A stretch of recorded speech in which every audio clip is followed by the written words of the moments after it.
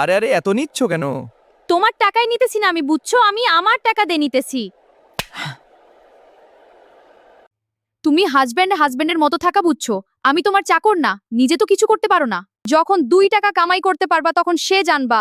দ্বিতীয়বার আমার উপর অধিকার দেখাতে আসবা না, ডিসগাস্টিং। অকর্মা কোথাকার। রবি, তুমি কাপড় গোছাচ্ছ কেন? কোথাও যাবে নাকি? হ্যাঁ।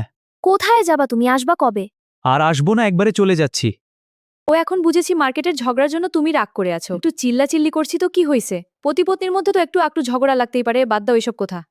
কথা শুধু এটুকুই নয়, তুমি সবার সামনে অনেক চিল্লাচিল্লি করছো, আমাকে চড় মেরেছো, তুমি ভুলে গেছো আমি তোমার স্বামী আর তুমি সবার সামনে আমারে মেরেছো। ঠিক আছে রবি, হয়ে গেছে একটু ভুল। তুমি তো জানো আমার কত রাগ। তুমি আমায় একটু রাগ উঠিয়ে দিচ্ছ।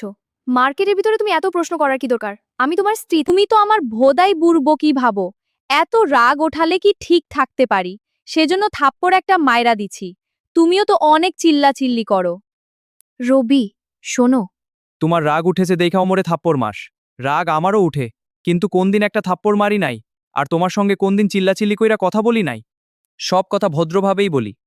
আর আজকে আমারে অকর্মা অকর্মা বলতেছ, যখন তোমার জব ছিল না তখন কিন্তু সংসার আমি চালাইতাম। আরও মজার মজার ভিডিও পেতে আমাদের চ্যানেলটাকে সাবস্ক্রাইব করুন। আমাদের ভিডিওগুলো ভালো লাগবে, বেল আইকনটা অল করে আমাদের পাশে থাকুন। সবাইকে ধন্যবাদ। সবাইকে ধন্যবাদ।